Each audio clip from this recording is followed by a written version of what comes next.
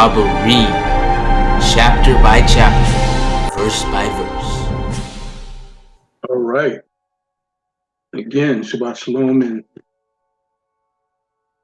we left off in chapter 25. I think we looked at the first 4 verses because we were coming out of the tail end of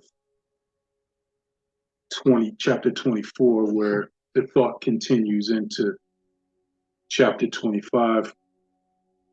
But just a reminder with where we are in understanding this book, how we go from Yah laying down his instructions. And he was always in connection with his people, but we hear in Deuteronomy, you are my people. I love you. I want you to love me back. And we see all of these different things. We see the animation of Yah, pathos of Yah. We see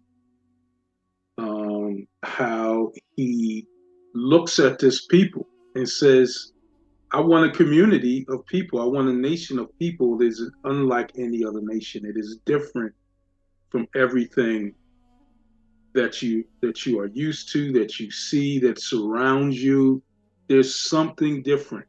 There's something set apart in the way that you live, in the way that you eat, in the things that you eat, in the way that you dress, in the way that you cleanse yourself, in the way that you speak to each other, in the way that you treat each other, in the way that things are governed. Everything is outlined here in this book as we see the children of Israel, again, getting, these instructions prior to going into the promised land, the land that was promised to Abraham, Isaac, and Jacob.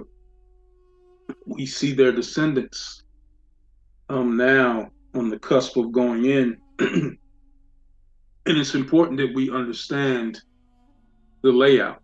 It's important that we understand how there is freedom, there is refuge, there is deliverance, and there is liberty in everything that Yah is doing with his people and with us. And we see how everything lines up according to what the prophets said, what the writings say. New Testament referring back to this as a foundation for everything that was going on when Messiah was here and after he left. So we see this 5th book being the end of the Pentateuch, the first 5 being, again, his instructions, his life. He says, this is my living word. We see that Messiah quotes from Deuteronomy more than any other book. And we've been going through, we've in the last couple of chapters, we've seen, laws that govern, instructions that govern, making sure that everyone was taken care of, making sure that nobody was abused or misused. Sexual immorality, we talked about. Those excluded from the congregation. Cleanliness in the campsite, all the things that we might miss, if not instructed, right? Everything that we can think of that a nation would need in order to operate the way Yah wants to operate.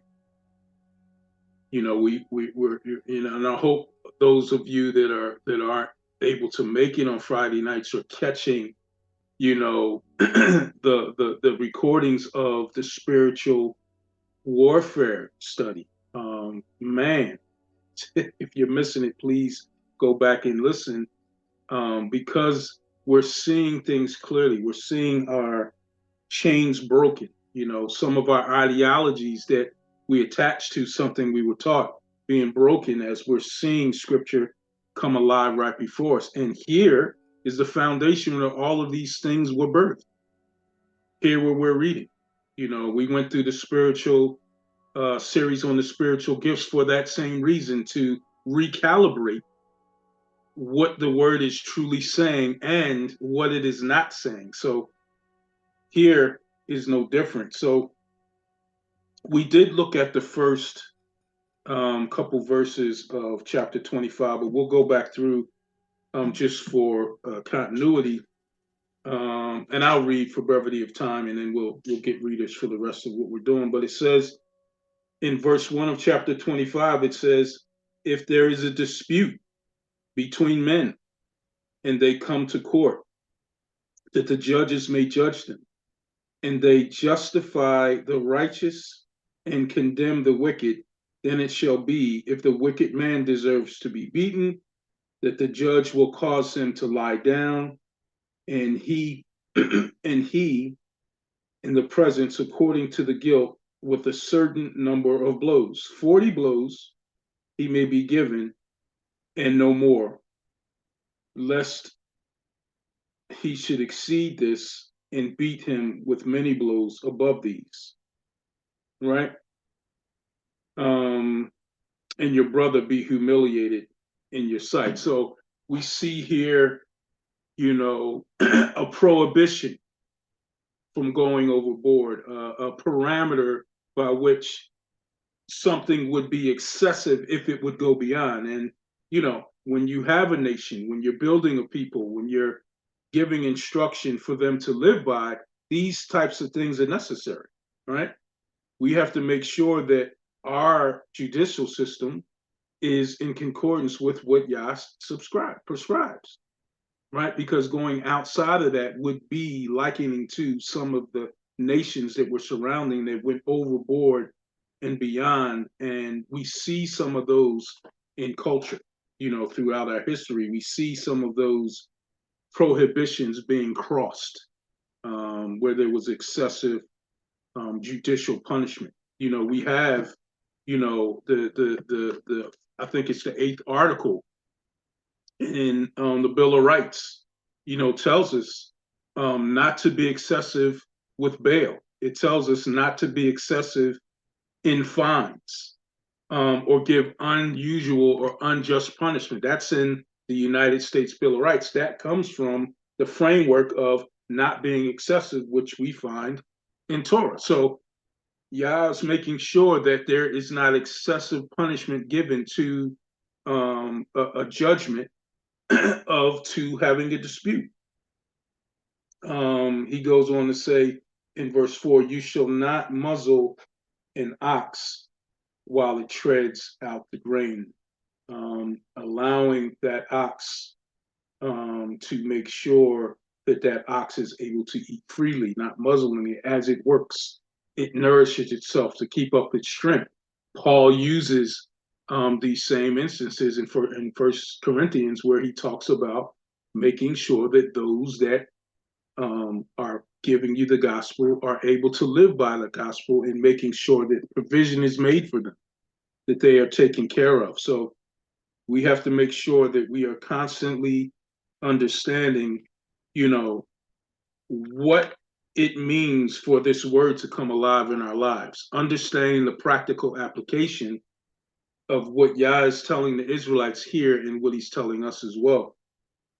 So that's where we left off, as we're approaching just more parameters and more clarification and understanding to what it looks like to have a nation that is fair, what it looks like to have a nation that is just, one that is set apart and does all things as Yah calls them to be, this city on the hill, this set apart nation.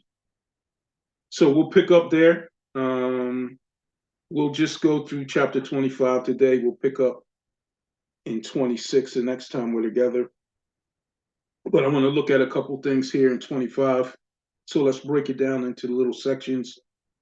For newcomers, the way we do it, we have a reader. The one who reads has the first opportunity to share some insight, ask a question, or speak about what stands out to them in the passage. So if I can have a reader, We will read from verse 5 through verse 10. Stop at the end of verse 10. Verse 5 through verse 10.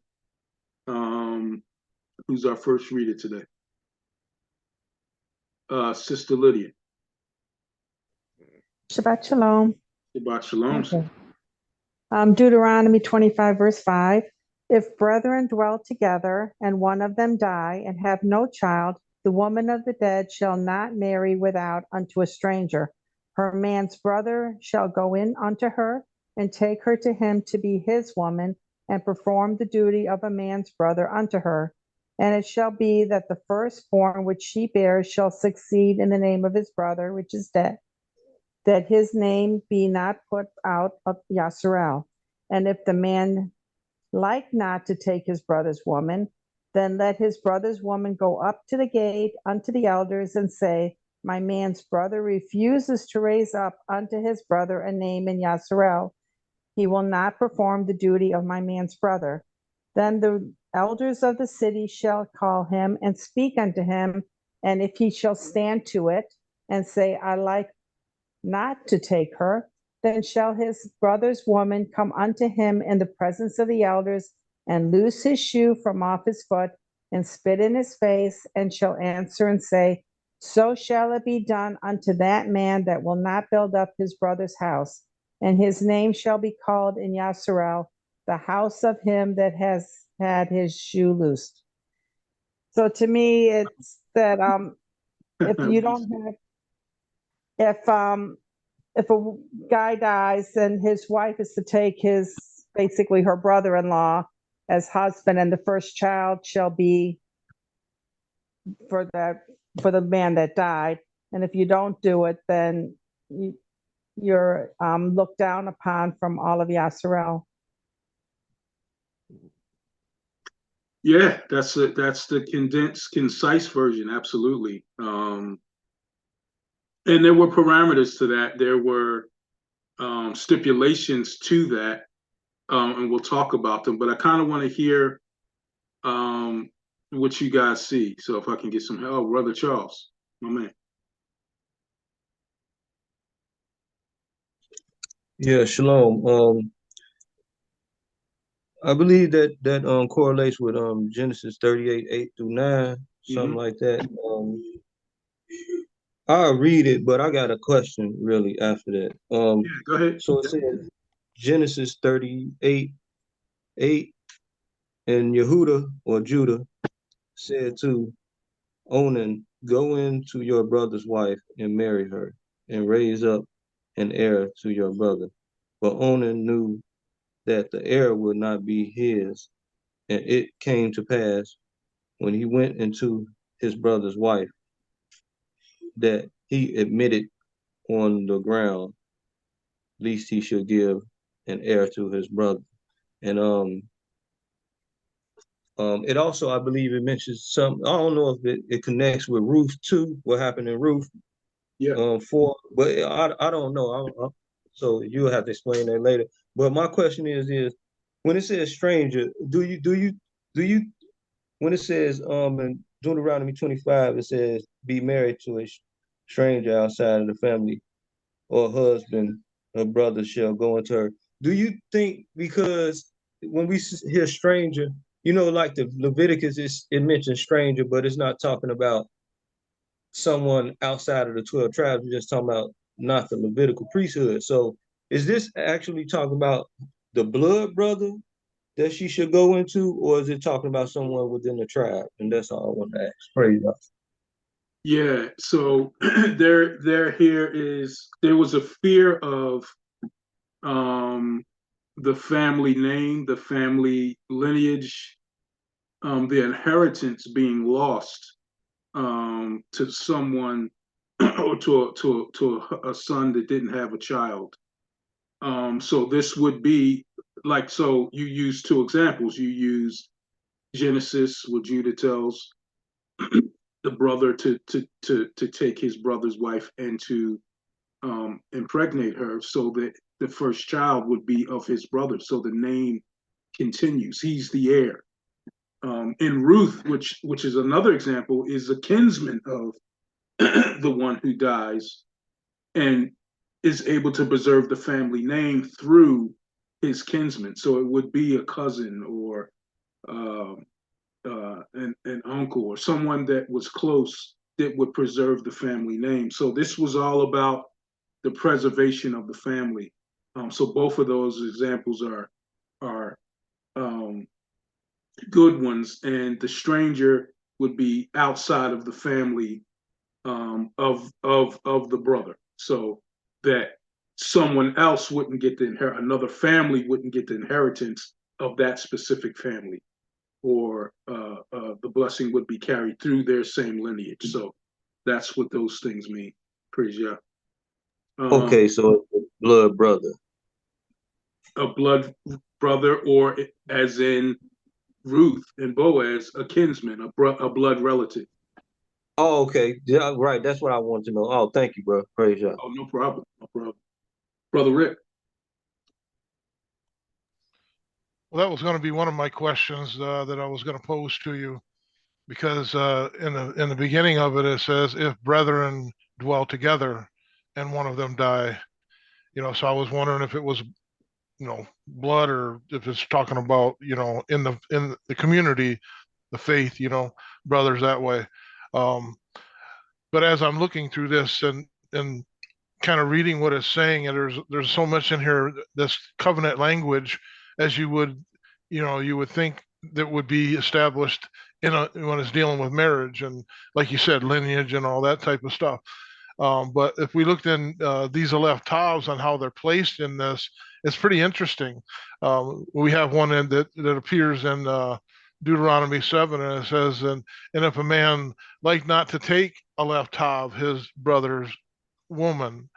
So there's that covenant that we're looking at here, and then we see it appear again in verse 9, where it's talking about, so shall it be unto the man that will not build up his Aleph Tav brother's house. So I was just looking at the placement of those and found it very interesting because we're talking about marriage here, and I was also looking for the part where it talks about the shoe is loosed, trying to get more information on that part of this, and why she had to spit in his face, and she had to say that, about the that it shall be done unto the man that will not build up his father's house, and his name shall be called in Yasharel, the house of him who his shoe was loosed. So, I didn't see any, as I was looking, I didn't see, what is this speaking about? I've never really paid attention to that before. So it's interesting, so I want to get your thoughts on those, but that was some of the stuff I was seeing, to that covenant language here. Praise God. Yeah, no. That's a heck of a surname, right? The name shall be called the house of him who had his sandal removed. So I'll get into all those other things as well as we go along. But great question. I had the same question. Anyone else want to share anything they see before we start going through?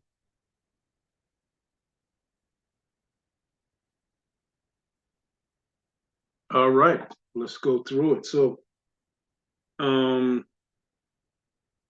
Sister Kala and Aliyahu. Shabbat Shalom, family. Shabbat Shalom, sister. I just wanted to add my little 2 cents, but it sounds to me that when I read this, that it's kind of like, about specifically what happens in that sort of instance. But when I read it, just like with most of scriptures, I'm seeing something larger.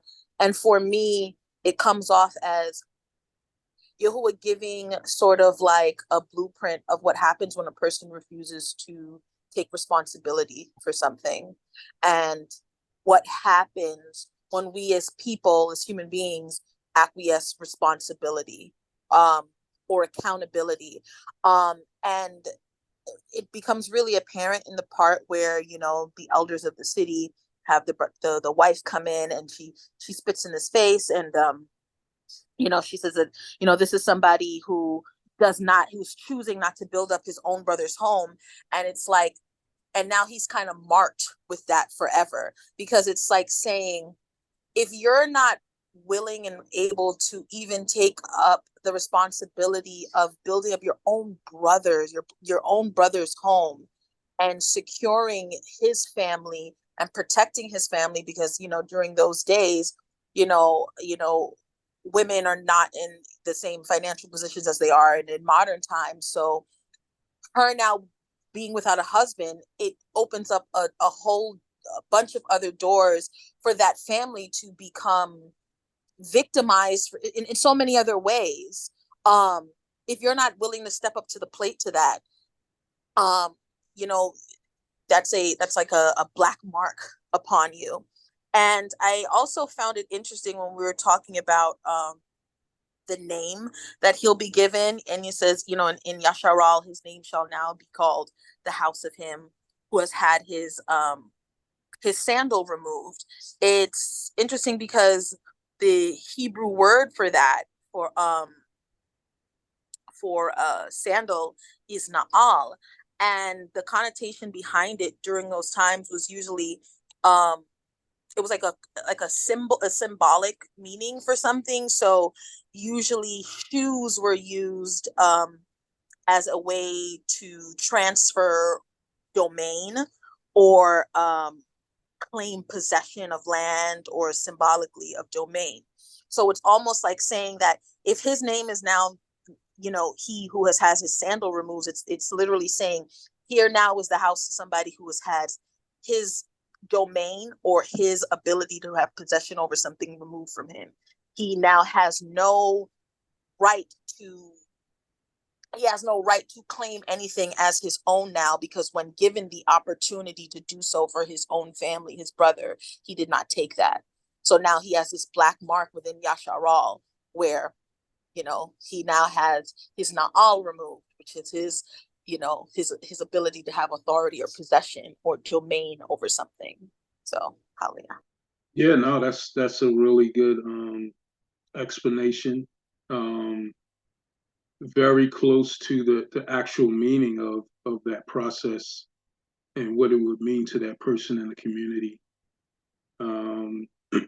And like I said before, this is a clear picture of Yahuah making sure, like you said, everyone takes responsibility for themselves and for their brother, but also a fair and just community that looks after one another. So it would be shucking of responsibility. It would be walking away from a prescribed way of making sure one was taken care of.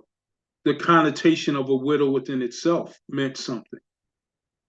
So if that woman was a part of the family by way of marriage, it would also be a way of preserving and making sure she wasn't taken care of and didn't become a beggar, because like you said, they didn't have the financial stability that some women have now. So we'll look at all of that. But you guys I really don't have to say much. You guys are pulling it out together. Brother Steve.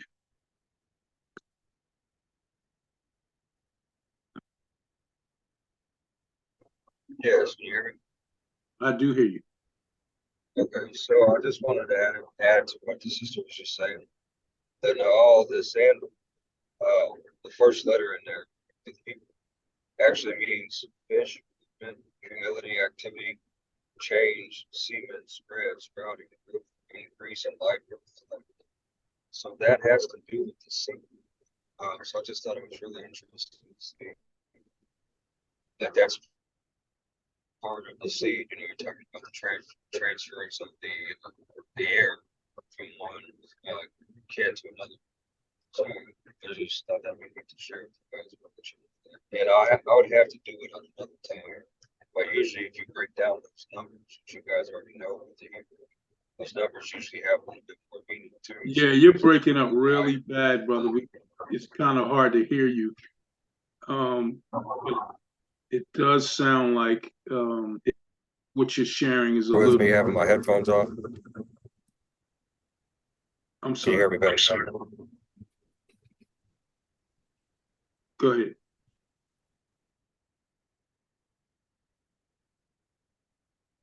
All right. Sorry about that. We couldn't hear you too well. Brother Jadiel.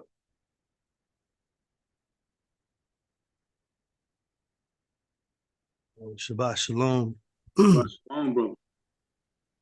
What I'm seeing the connection to right away, it just reminded me of the shoe, the shod, to shod your feet with the shoes of the preparation. Yeah. Right. So it's interesting that word shod means to bind or to tighten. And it's like, and it's interesting it's for the preparation of the gospel, meaning like you're ready, your readiness to move and to do what Yah is telling you to do. So it's interesting that the opposite, a person that is not willing to do what Yah has told him to do, has to loosen his shoes, and rather than shod it or tighten it, according to Ephesians 6. So it's interesting the representation, like you are known for, not we don't see any like death penalty or any physical penalty or any jail time, but there is a disgrace that has to be known. Like you loosen your shoes from walking according to, you hear the statement, walk before me, walk with me throughout the Torah, so to loosen your shoes is like you are deemed as one who is not walking, or your desire is not linked with Yah's properly. I think that there is a space for repentance for that person because there is no physical punishment for it, but there is a disgrace that everybody, like you said, the responsibility, everybody has to see you not doing it so they could understand what you chose to do. And I think that I think that's a beautiful thing because it holds people to a high accountability. And many people, unfortunately, we're not structured that way. So everybody kind of doing things in the private, in the shadows, and it's really hard to hold people accountable to walking according to Yah, what Yah says, and we talked about this in immersions where we're like, this is a witness so we can hold you accountable for your vows, same thing with marriage. So when you are loosen, it's like, we know we can't really trust you. So it's like, I believe that it's in a line of everybody being witness and reminding him that he needs to repent, reminding him that he needs to fix whatever is wrong with his walk with Yah, because you loosen that. But yeah, that's what I wanted to mention. Man, we could spend an hour right there. We wouldn't have to move any further because there's so many things connected to Rick brought out covenant, you brought out bound. The idea is that because you are a kinsman, you are bound to these responsibilities. That's actually what it means. And just like in a covenant, those that witness the marriage are supposed to keep you accountable. Like if I'm acting up, June can go to the men that stood up before me, and they're gonna come to me and say, "Yo, man, what are you doing?" Right? They're gonna hold me accountable if they're truly men of Yah. So these are the things that we have to be mindful of when we witness something, when we witness an immersion.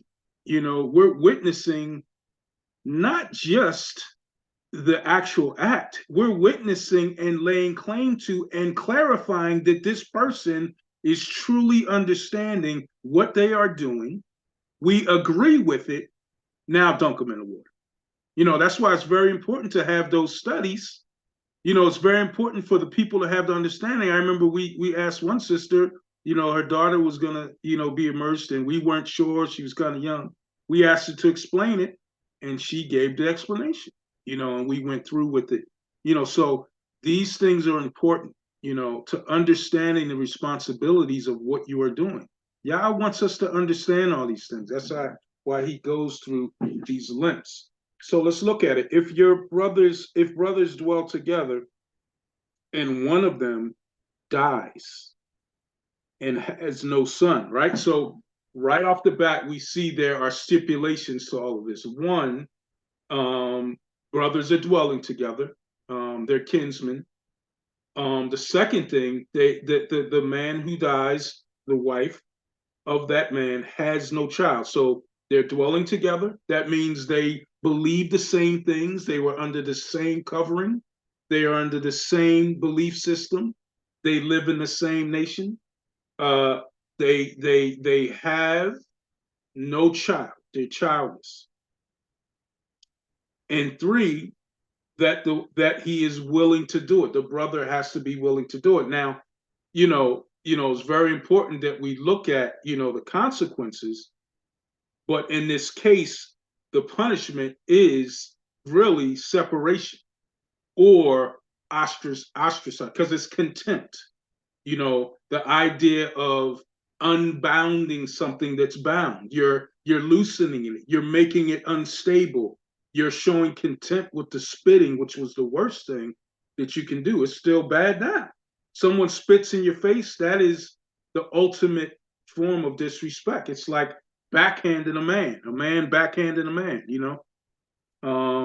the same type of understanding. But there was a fear of having no heir. Now, we talked about the woman being a widow. A lot of women that didn't have a family that they were connected to when their husband died, if they weren't connected to their family, would become beggars. So there is provision for that widow. Here we see again, keeping that woman bound to the family was the responsibility of that kinsman. This is what we call a levirate marriage. So the marriage would be specifically for provision, but also to produce an heir for that dead brother. So the first child would be an heir of the brother who died and not the son. So there could be many reasons that the brother would not accept it. One could be that, with the brother out of the way, now his son would be the heir, and not his brother's son. I mean, we can speculate. What other reasons? Maybe the woman was just not attractive. And it was more important to him to not be with her than to honor his obligation, honor what he is bound to by being the brother-in-law. The actual levirate idea comes from the Latin word that means brother-in-law, the levirate marriage. So this would be something that was the responsibility of the kinsman to make sure that there's provision made and that the heir is produced for the brother that passes away, right? But there's more. The accusation of the widow had to be validated by the elders of the city, right? So it says that. It says, she goes and says the brother refused to perform the husband's brother to her, and it shall be that the firstborn son shall be which she bears will succeed to the name of the dead brother, which we just talked about. And his name may not be blotted out of Israel, that his name may not be blotted out of Israel. So we see the carrying on of the heir, and that the brother's name still continues, right? So this not only was provision for the wife, making sure that the heir from the brother came, but making sure that the brother's name lived on even though he was no longer physically there, right? But if the man does not want to take his brother's wife for any reason, then let his brother's wife go up to the gate to the elders and say, my husband's brother refuses to raise up a name to his brother, right? So he's refusing to hold up the name of his brother, as is his duty, as is his obligation.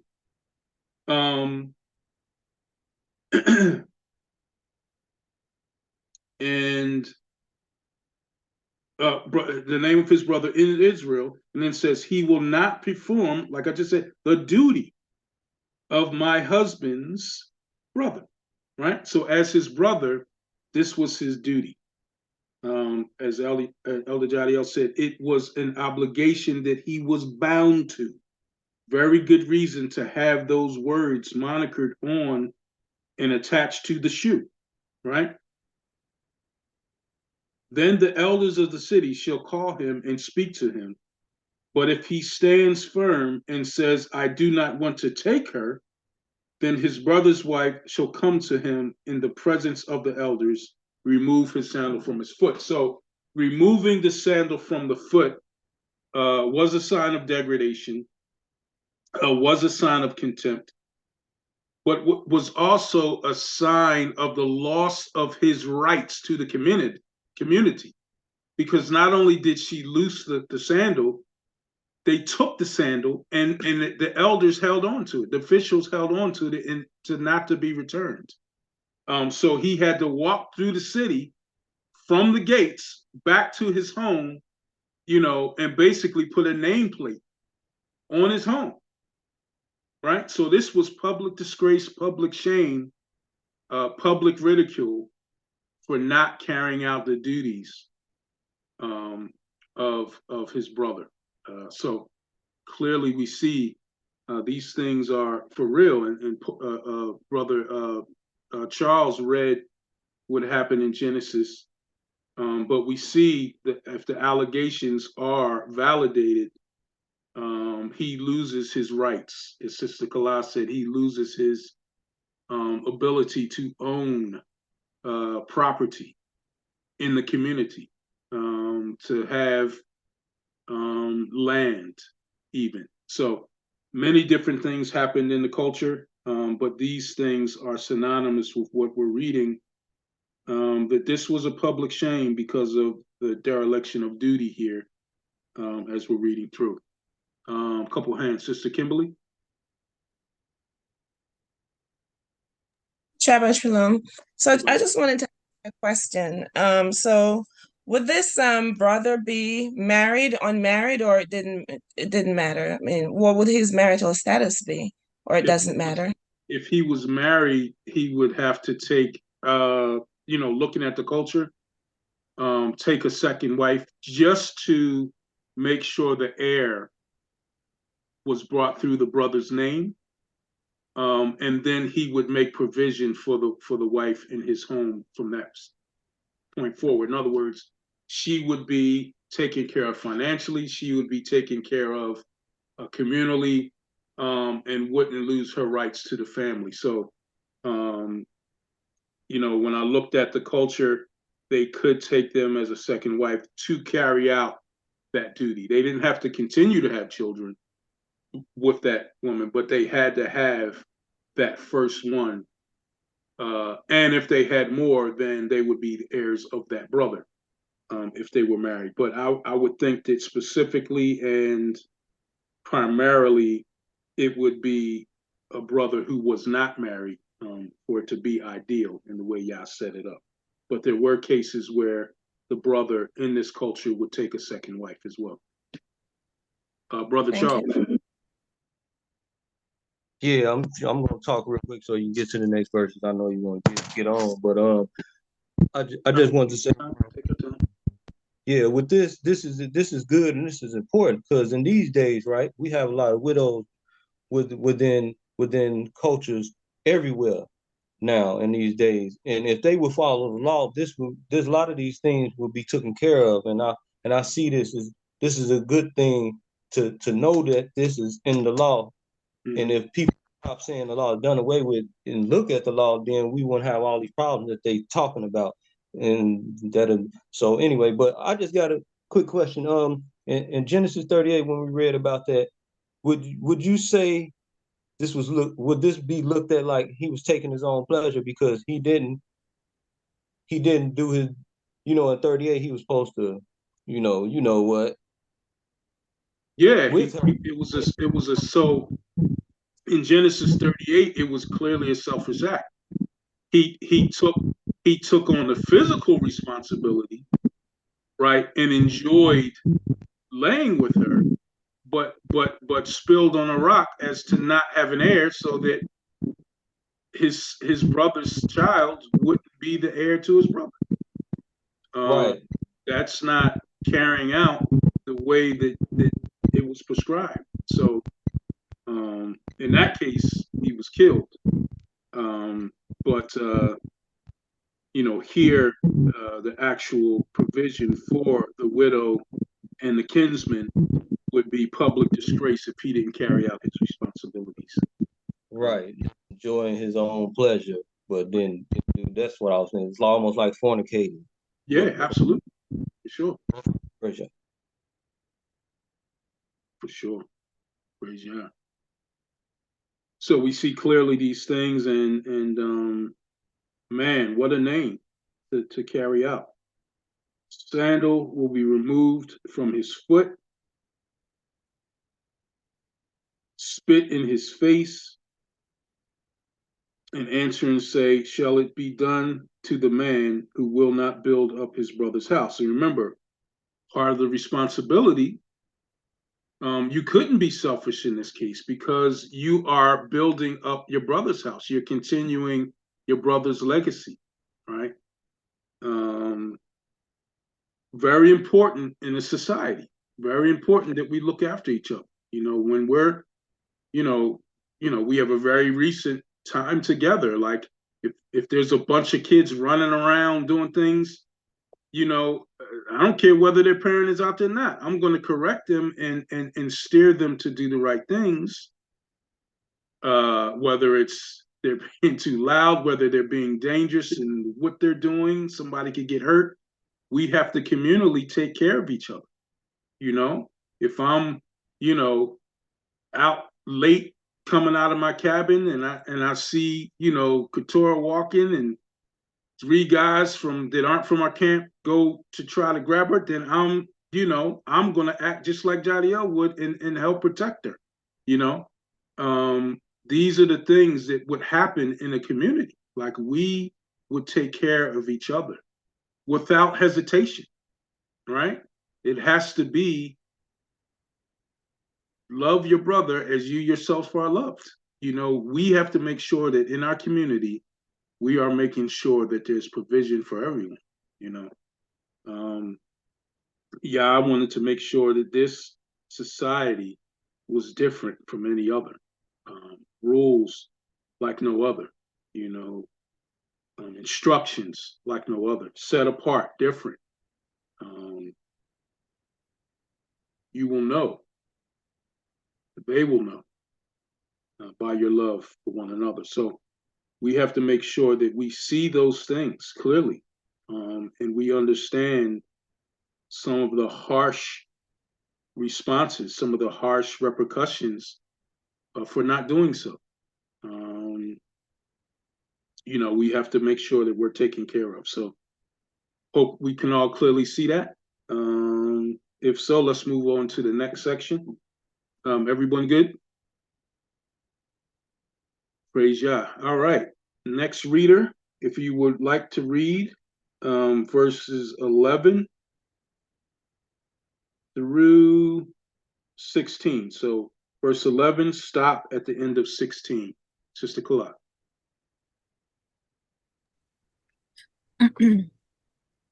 When men fight with one another, a man and his brother, and the wife of one shall draw near to rescue her husband from the hand of the one striking him, and shall put out her hand and take hold of him by the genitals, then you shall cut off her hand. Your eye does not pardon. You shall not have in your bag differing weights, a heavy and a light. You shall not have in your house differing measures, a large and a small. You shall have a perfect and right weight, a perfect and right measure, so that they prolong your days on the soil which Yahuah, your Elohim, is giving you. So you said to 15, right? 60. 60. Sorry. For all who do these and all who do unrighteously are an abomination to Yahuah, your Elohim. Great job. What do you see? Well, I think that verse, what is it? Verse 13 and 14 are basically like the summation of that whole passage. And using the example of, when two brothers are fighting and, the wife of one comes out and tries to do whatever she can to stop it. I think that is being used an example that, we should not be inserting ourselves to decide in the moment who was right and who was wrong. And I think that that's what the example of what the wife was doing. She was only inserting herself to defend her husband simply because it was her husband, not real. And that's kind of like, and correct me if I'm wrong, it's kind of like having an imbalanced measure, an imbalanced scale, because you only were defending your husband simply because it was your husband, not because you knew whether he was right or whether he was wrong. And though that in itself could be looked at as an admirable trait, at the end of the day, that is not perfect measurement. And Yahuah is not he's an impartial judge, right? So he's going to weigh out what's going on in a situation with balanced scales.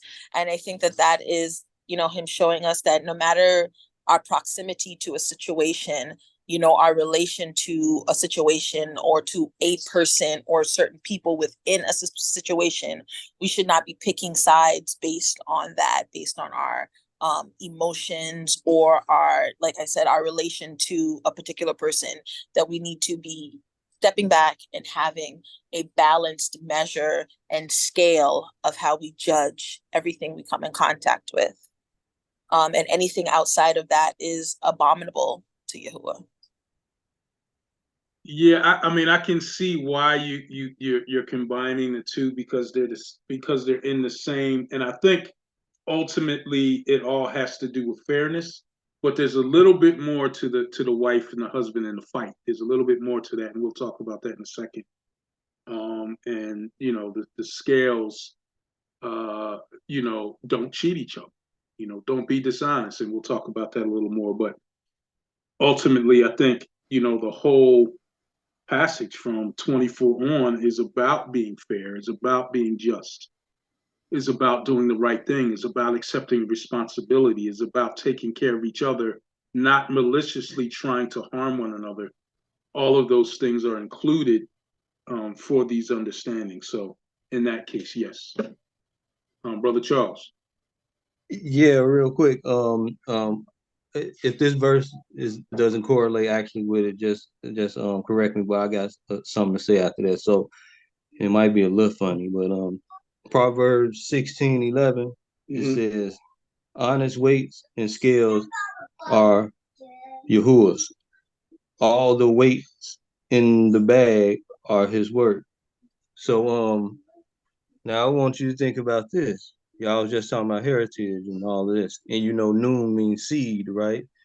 The word, noon means seed. So in a fight, that woman could actually get a hold of his private part and crush him, and then he can't produce seed no more. So that's kind of how I was looking at it. And that's what I want to say. That's all I want to say. So praise Yah. Nah, I mean well, let's get into it. So you're absolutely right. So it says if two men fight together, right?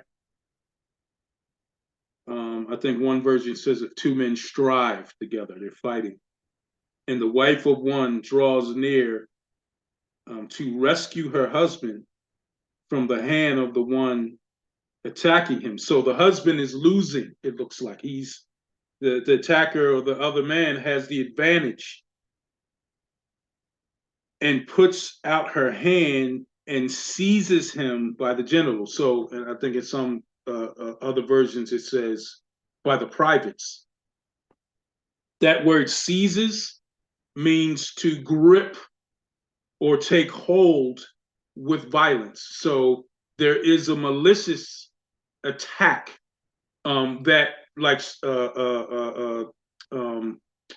Charles said, could injure that man, make him a eunuch, literally unable to not only not have seed, but could injure him in a way where he is no longer functional with that part of his body. That is malicious. And that is what, when you talk about tipping the scales of the fight, that would render him incapable of continuing, but can harm him going further in his life. So those type of malicious acts were to be eliminated. It's much better to just break the fight up, to stop the fight, get a couple other men to pull the two apart, because that would be an unfair advantage and could harm that person for life. It says, you shall not have pity for her when you cut her hand off, because she didn't just try to stop the fight, she tried to harm him maliciously. So she grabbed him with violence and injured the man. So you shall not have a bag with differing weights, heavy and light. You shall not have in your house different measures, or large and small, right? So there were always, opportunities for you to be defrauded. Merchants often had weights that would help them get the most money and help you get the less product. Using different measures and different weights is mentioned in scripture. Couple passages. Give me two readers. Two hands.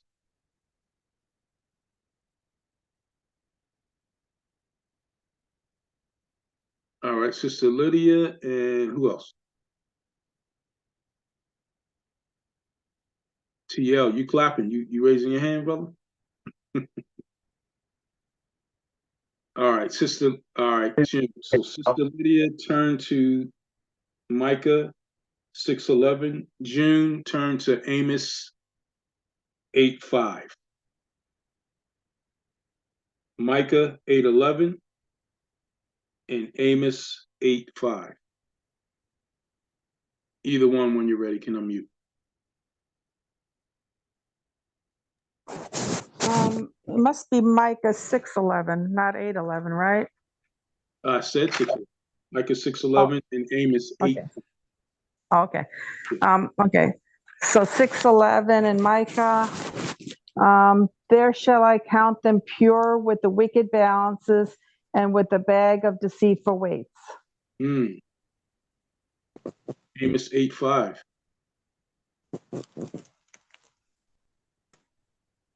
We can't hear you.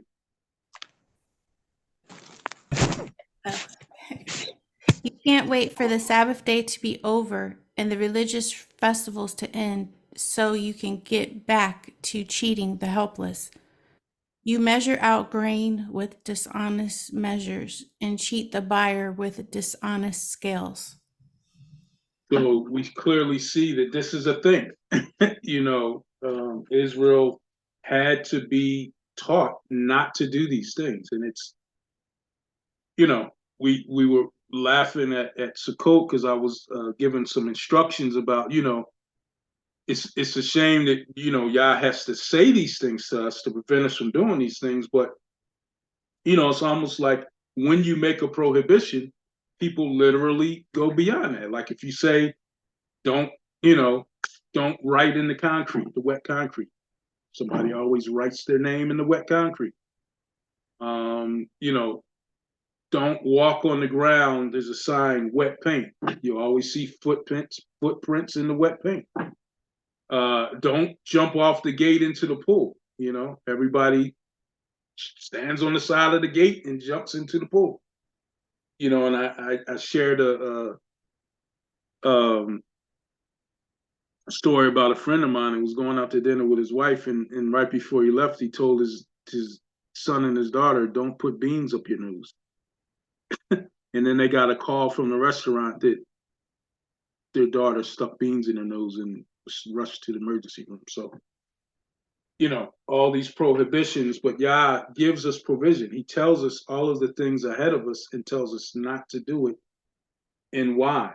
Even we talked earlier about the Bill of Rights, and there is a bureau of for the merchants in this country of weights and measures, to regulate merchandise, to make sure that things aren't cheated. In industries, whether it be, I was talking to my son the other day about how the lawyers have a governing body. It's called the bar.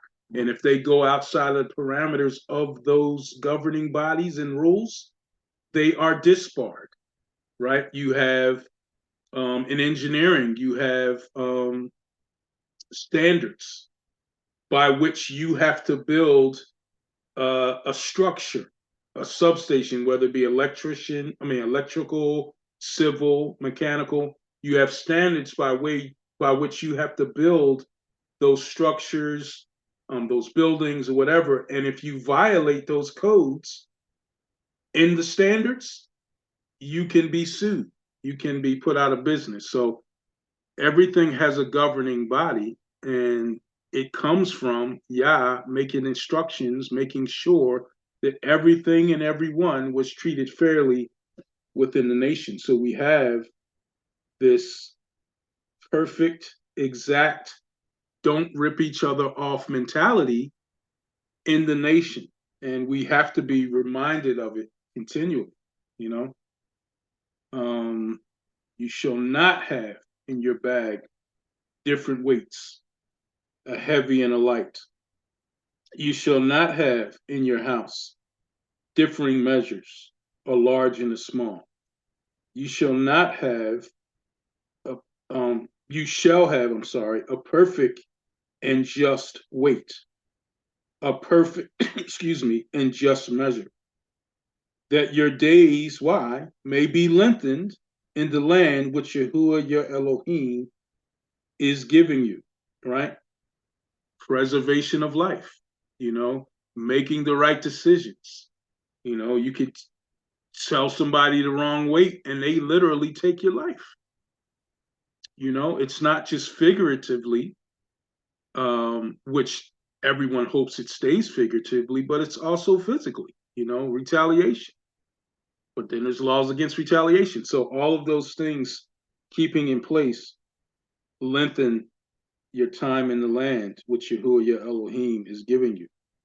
Verse 10, for all who do such things, all who behave unrighteously, are an abomination to Yahuah your Elohim. So, we have to be careful in our endeavors not to cheat each other, not to be dishonest with one another, in any way, not to, cry a river, but really in the back of your mind, you're scheming and how to take advantage of someone that actually wants to help you, wants to take care of you, wants to make provision for you.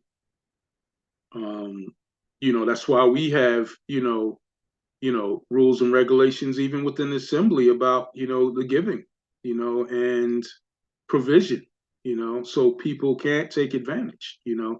There has to be an understanding of a definite need, but also a responsibility for you to get yourself out of that situation once you have that provision, not to go back and have a repetitive mindset of need. So we're all supposed to take care of one another, but we also have to be respectful, trust, not take advantage of, not cheat, not cause one to work harder than you. All of these things have to be secure within a nation. There's no other way it can operate.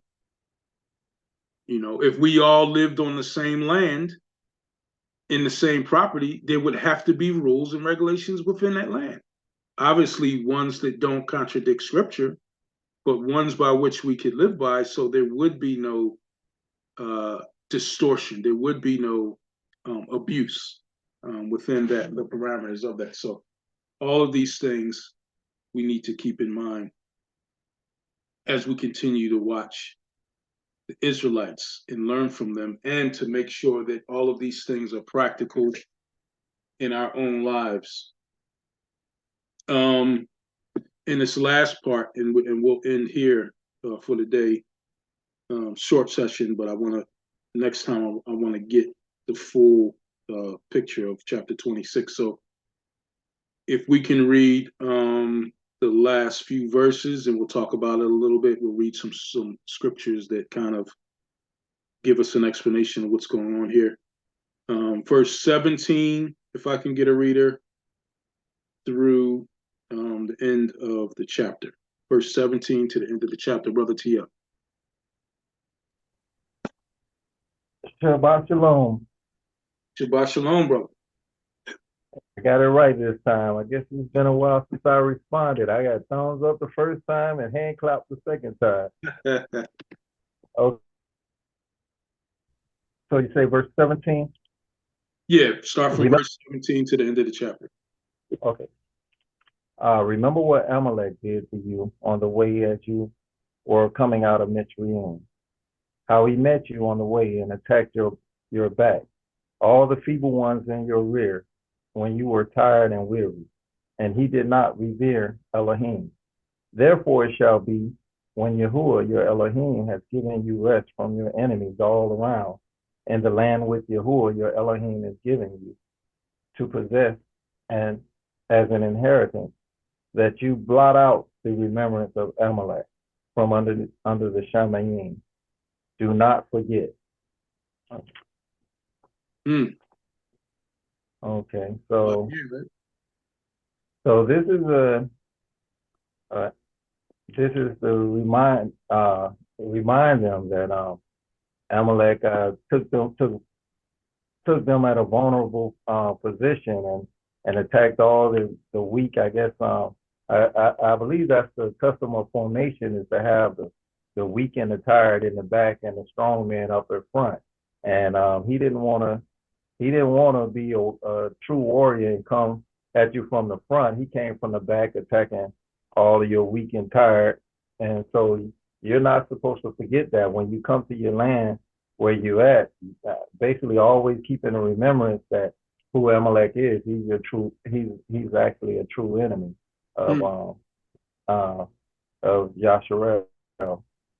And I guess the saying to not forget. So I guess you never don't forget about this and make amends with them under any circumstances. I guess that's what I'm seeing. Very good assessment. And I want to hear from anyone else that has anything to add to this. Well, one of the questions I would ask you guys, and I'll answer it for you, obviously, but why would this be tacked on the tail end of Yah telling the people that he loves how to be fair to one another, how to accept responsibility for one another, how to make provision for one another, how not to cheat one another, and then he ends it with the Amalekites?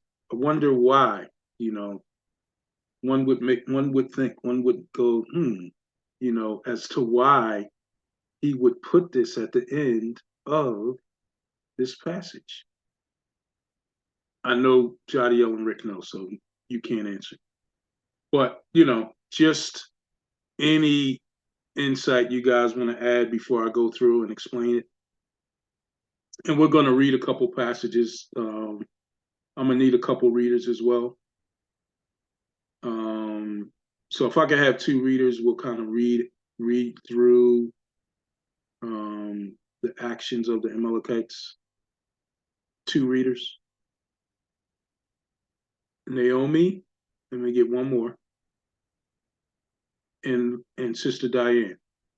All right, so Naomi, if you can read or pull up Exodus 17, you're going to read verses 8 through 16. And Sister Diane, if you can pull up Numbers 14, and you'll read verses 39 through 45. So, Sister Naomi, Exodus 17, verses 8 through 16. Sister Diane, Numbers 14, verses 39 through 45. Okay, so 18 verses 8 through 13? 17. 17, 8 through, okay. 8 through And 16. Amalekite, I'm sorry. Yeah, Exodus 17 verses 8 through 16. I know I say so many numbers, people get confused. And Amalekite came and fought with Israel in Rephidim.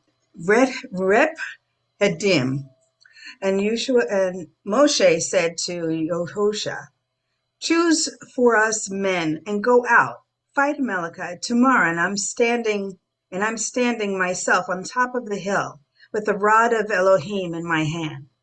And Yahushua did as Moshe had said to him, to fight Amalekite.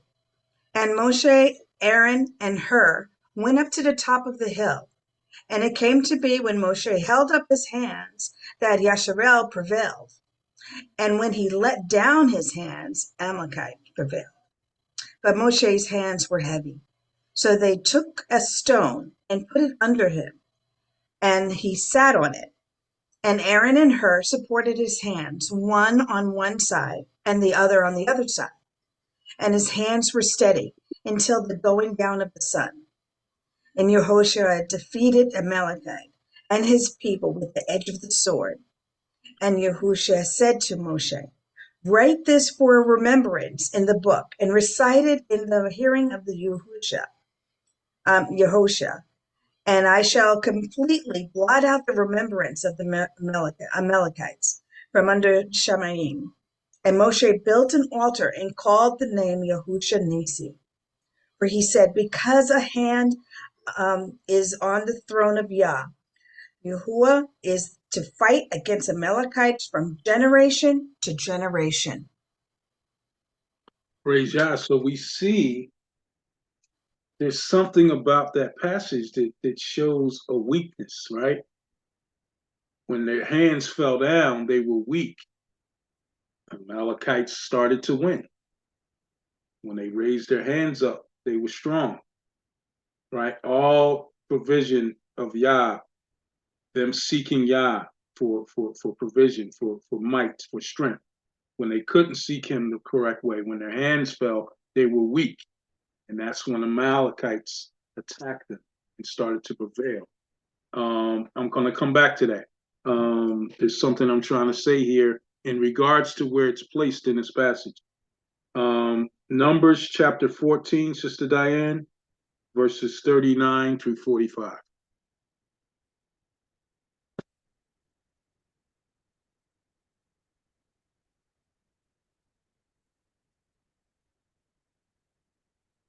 Sister Diane still with us? Shalom. My fingers were slipping the mute and unmute. Shalom, shalom, Mishpaka. Okay, so Numbers 14:39 through I just wrote it down, 45. And it reads, and Moses told these sayings unto the children of Yasharel, and the people mourned greatly. And they rose up early in the morning and got them up unto the top of the mountain, saying, lo, we be here, and will go up unto the place which Yahuah has promised, for we have sinned. And Moses said, wherefore now do ye transgress the commandments of Yahuah? But it shall not prosper. Go not up, for Yahuah is not among you, that ye may be smitten before your enemies. And for the Amalekites and the Canaanites are there before you, and ye shall fall by the sword, because you turned away from Yahuah. Therefore Yahuah will not be with you. But they presume to go up unto the hilltop. Nevertheless, the ark of the covenant of Yahuah and Moses departed not out from the camp. Then the Amalekites came down, and the Canaanites which dwelt in that land, and smote them, and discomfited them, even unto Homah. Praise Yah. So we see here, they did not do what Yah told them to do. there was a weakness, and the Amalekites prevailed again. So why am I saying, why did I have those passages read? Why am I talking about weakness? Why are we talking about the placement of where it is? So they're going through the, and this is why I'm so excited about the spiritual warfare studies, because there's a clear understanding of the battle for the mind, right? You know, you have the spirit of Yah, you have the mind of Yah, the mind of Yahushua, you have the ways, you have the characteristics, you have the behavior that we are supposed to adhere to. Even in the study this morning, abiding. We are abiding in the rivers of water so that we can get the proper nourishment at all times to do the right things. You know, even in the passage of John 15, you know, John 15, you know, the end says, whatever you ask, I shall give you. Why? Because you are abiding in me. You know me. You know my ways. You know my will. You're not going to ask me for anything that's outside of my will. Therefore, you're going to ask me some of those things that are in my will, and I'm going to give them to you. I'm going to read that in the Greek, too, at the end of this study, just so we see what that means. But the Amalekites are mentioned at the end of him talking about how to take care of them. What is he telling them? Don't fall back on the flesh. Like all of the things that he's telling them not to do are fleshly acts. The Amalekites are the perfect picture of a type of flesh. Why? They pick off the struggling and the weak from the back. They drag you down from behind, right? Israel was to tell these stories over and over so they wouldn't fall down the same course of action. So they wouldn't allow the flesh to overtake them and to commit some of these acts. So they wouldn't forget that they were also supposed to seek Yah, as it tells us in Judges, so that you will know how to do war. The actual fighting is the secondary process. The primary process is to seek my face, to lift up your hands and allow me to win the battle for you, right? They were never to forget what happened with the Amalekites, the way the Amalekites attacked them, the weakness that they had because they bent to the flesh, right? The same thing, we are to be spirit-filled. We are to always have the mind of Yah. We are to walk in his ways because we won't be weak. If we're walking in his ways, we will be strengthened. We will have the proper nourishment. Psalms 1, at all times. Our fruit will spring in every season that it's supposed to, right? So these are things that we need to remember. They needed to be reminded of all of these things at the end because this is the ultimate submission to the flesh, the picture of the Amalekites. So what was I talking about with John 15? I wanted to read this morning, but this will be the perfect ending to today's study, you know, because we have to make sure that we don't fall to the flesh. This whole, you know, passage that we study today had to do with ignoring what we might naturally do and following the instructions in the look. Everything we talked about, the brother not wanting to do what he's supposed to do as far as what his duty calls as the brother-in-law. Flesh will say, nah, I want inheritance. I don't want to marry her. I don't want to have my first child. You know, the flesh will say, you know, I'm going to seize this man's private parts, to decapitate him, to incapacitate him and possibly end his lineage because he's attacking my husband, right? We can look back through the passage from, you know, laws concerning divorce to, you know, the weights in the scales. All of it has to do with falling and succumbing to the flesh. So how do we abide? How do we stay in his perfect peace? John 15. Now, this is the Greek, so it's a little bit expanded, but I wanted to read this as a perfect ending for today's passage. This is John 15. I'm going to read the first several verses. It says, I, in contradiction, or no, it's not even contradiction. It says, I, in contradistinction, this is Yahushua speaking, to anyone else, I am the vine, the genuine vine, and my Father is the tiller of the soil. Every branch in me not bearing fruit, he takes away. And every branch bearing fruit, he cleanses it in order that it may keep on bearing more fruit, right? Clearly. As for you, already you are cleansed ones because of the word which I have spoken to you. Maintain a living communion with me, and I with you. Just as the branch is unable to be bearing fruit of itself as a source, unless it remains in a living union with the vine, so neither you, unless you maintain a living vine, communion with the living vine with me. As for myself, I am the vine. As for you, you are the branches. He who maintains a living communion with me, and I a living communion with him, this one is bearing much fruit, because apart from me, you are not able to be doing anything.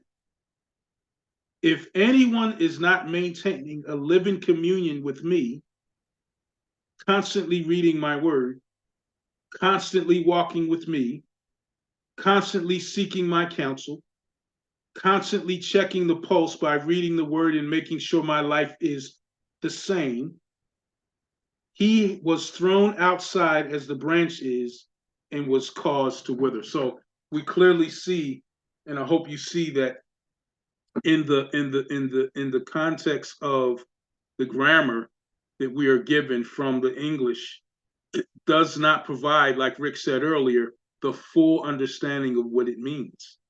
Constant communion prevents us, just as we saw with Moses, when they were in constant communion with Yah, they were winning. When they got weak and they weren't able to commune with Yah, they started to lose. The picture of the flesh, the Amalekites, taking them away from the instruction of Yah that caused them to do the opposite of Yah. So I just wanted to tie that in because it all matched today. And I pray that this has been a blessing to you. And, as we continue to look at the Israelites and see what Yah provided for them, knowing that these same things are provided for us and the same instructions apply to us. Praise Yah. Brother Charles. Shalom, you hear me? I do. Yeah, I stepped away a little bit. I wanted to ask a question, and rather it was then or now. You don't think the same rules apply if, like, this man was trying, just say this man was trying to take another man out and he was looking like he was about to kill him, and if she was to kick him in the private part and whatever, to get him up off of him, you think that wouldn't apply to what he was saying? Do you think that would be okay? Or just some random dude that attacks you and your wife kicks him? Well, it don't matter, brother, or not. Or I want to stand within the context, because if they was just fighting, I mean, this is a community. This is a community of brothers and sisters under one roof, under one nation. All abiding by the same rules, all believing in the same Yah. Everyone doesn't play by the rules. You got people that bring a knife to a gunfight, people that bring a gun to a knife fight, people that attack you with a bat when all you have is your hands. Different circumstances may bring upon different realities. This is for me and you getting in a fight and your wife knows we're brothers and just said, y'all brothers, y'all need to stop, might be enough to break us up. Instead of grabbing me by my jewels because I'm whooping your behind, Charles. I'm just kidding. It might be the other way around. But you understand what I'm saying? It's a difference between a community and just somebody. If it's an Amalekite, I want my wife to chop his head off. You see what I'm saying? So we have to make sure that we're looking at the context of the nation and of the brothers and sisters in this community, in this family, versus someone outside your belief system trying to kill you. I would think that it would be a little bit different. If Rick and Jadiel are arguing, I'm gonna put my hand on both their shoulders and say, yo, what the heck are y'all doing? If it's a brother that's run off the street going to attack Jadiel and he doesn't see him, I'm gonna tackle the dude. I'm not going to tell him to stop anything. I'm tackling him, and then I'll ask him questions later because I don't know you, and I don't know what you're about to do to my brother. It's a different response I'm going to have, right? So we have to make sure that we see clearly the context of what it's saying. These are brothers and sisters living in a community, not the Amalekites and the Amorites attacking and them playing fairly. Nah, take them out. Praise Yah. All right, Sister Nicole. Shalom. Even if it's a family member, a biological family member, or members that betray you, would they be considered Amalekites? Say that again. Well, let's just say that it's a biological.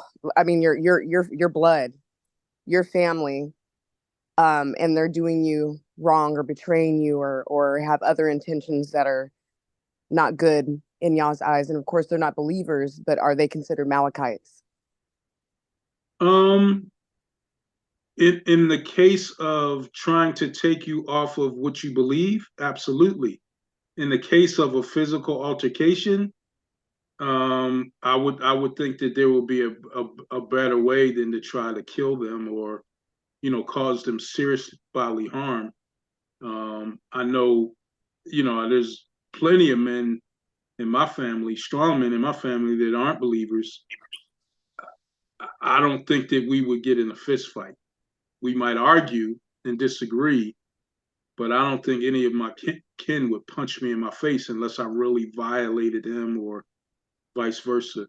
But that's just my family, Mm-hmm. I think each circumstance is different, Right. I don't know if every circumstance in an altercation applies to what we see here in a community that's supposed to love each other. So, as they say, protect yourself at all times, Very true. Thank you. All right, family. I pray this was a blessed study for you all. We covered, we didn't cover a lot, but we covered a lot. It wasn't a lot in content, only 20-something verses, but a lot in there that we need to be clear on. And I think a lot of times it's better to be clear before we move on than to just move on. And I want to steer away from doing that. These next couple chapters are very important. I don't want to miss anything, we have to make sure that we're seeing Yah's word clearly. We can't make the mistakes that we've made in the past. So praise Yah. Look to get into chapter 26 the next time we're together and keep moving through. So Shabbat Shalom, everyone. Praise Yah. Enjoy the rest of your Shabbat. Shabbat Shalom. Shabbat Shalom. Shabbat Shalom. Shabbat Shalom. Shalom. Shalom. Shabbat Shalom. Toda Robah, praise Abba Yah, from whom all baraka flow. We hope this video encouraged you today. Don't forget to study to show yourself approved and be like the Bereans who tested everything according to 2 Timothy 3:15 and Acts 17:11. We assemble every Shabbat and during the week with like-minded believers all over the world, virtually, and sometimes we gather in person for feast days. We have something for the whole family, including children. Discover more on our website at assemblyofyahuah.com, where you can apply to join, give the biblical assembly needs, and find many biblical resources to help you grow in your walk with Yah. To know when we publish new videos, subscribe to our YouTube channel. Jeremiah 33:3 tells us, "Call to Yahuah, and he will answer you, and tell you great and unsearchable things you do not know." Much shalom.